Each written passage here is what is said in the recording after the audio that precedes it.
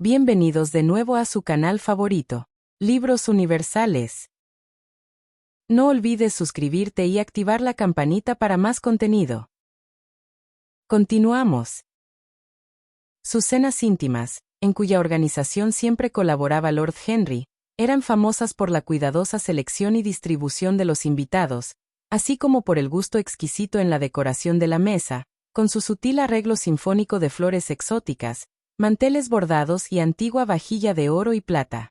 Abundaban de hecho, especialmente entre los más jóvenes, quienes veían, o imaginaban ver, en Dorian Gray, la verdadera encarnación de un modelo con el que habían soñado a menudo en sus días de Eton y de Oxford, una persona que conjugaba en cierto modo la cultura del erudito con el encanto, la distinción y los perfectos modales de un ciudadano del mundo. Les parecía que formaba parte del grupo de aquellos a los que Dante describe porque tratan de hacerse perfectos mediante el culto rendido a la belleza. Como Gautier, era alguien para quien existía el mundo visible. Para él, ciertamente, la vida era la primera y la más grande de las artes, y todas las demás no eran más que una preparación para ella. La moda, por medio de la cual lo puramente fantástico se hace por un momento universal, y el dandismo que, a su manera, trata de afirmar la modernidad absoluta de la belleza, le fascinaban. Su manera de vestir y los estilos peculiares, que de cuando en cuando propugnaba, tenían una marcada influencia en los jóvenes elegantes que se dejaban ver en los bailes de Mayfair o detrás de los ventanales de los clubs de Pall Mall, y que copiaban todo lo que Dorian Gray hacía, esforzándose por reproducir el encanto pasajero de sus graciosas coqueterías, que, para él, nunca llegaban a ser del todo serias. Porque, si bien estaba totalmente dispuesto a aceptar la posición privilegiada que se le ofreció casi de inmediato al alcanzar la mayoría de edad, y hallaba un placer sutil en la idea de que podía verdaderamente convertirse para el Londres de su época en lo que el autor del Satiricón había sido en otro tiempo para la Roma imperial de Nerón, en lo más íntimo de su alma deseaba ser algo más que un simple arbiter elegantiarum, a quien se consulta sobre la manera de llevar una joya, de cómo anudar una corbata o sobre cómo manejar un bastón. Dorian Gray trataba de inventar una nueva manera de vivir que descansara en una filosofía razonada y en unos principios bien organizados, y que hallara en la espiritualización de los sentidos su meta más elevada.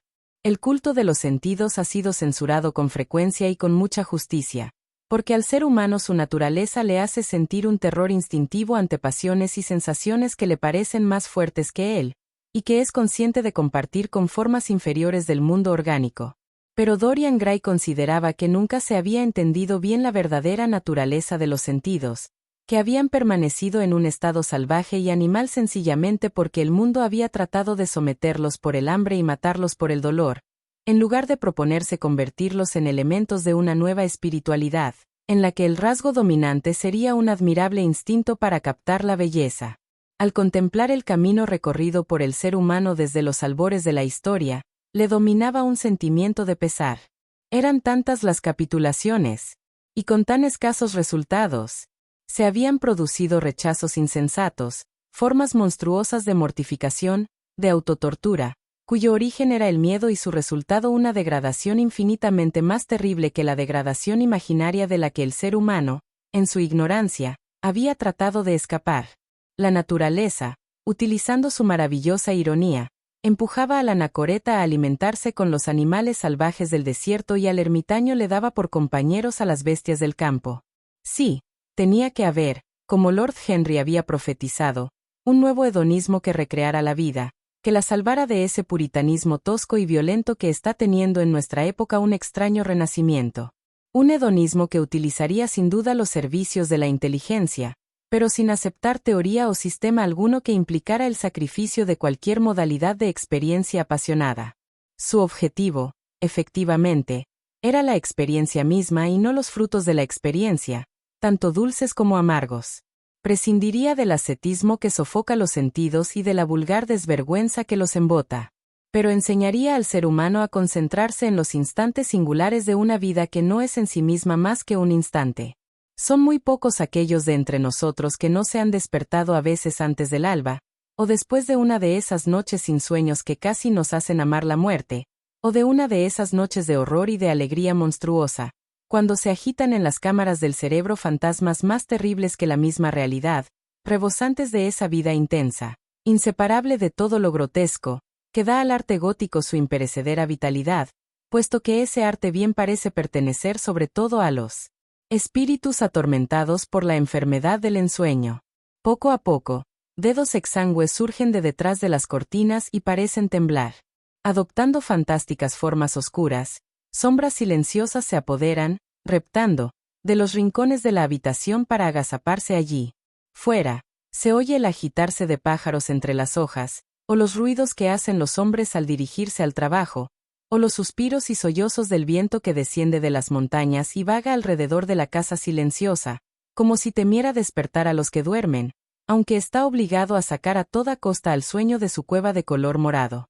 Uno tras otro se alzan los velos de delicada gasa negra, las cosas recuperan poco a poco forma y color y vemos como la aurora vuelve a dar al mundo su prístino aspecto. Los lívidos espejos recuperan su imitación de la vida. Las velas apagadas siguen estando donde las dejamos, y a su lado descansa el libro a medio abrir que nos proponíamos estudiar, o la flor preparada que hemos lucido en el baile, o la carta que no nos hemos atrevido a leer o que hemos leído demasiadas veces. Nada nos parece que haya cambiado. Gracias por acompañarme en la revisión de esta obra tan llena de polémica, El retrato de Dorian Gray. No te pierdas ningún contenido y comparte cada video. Acompáñame en la siguiente entrega.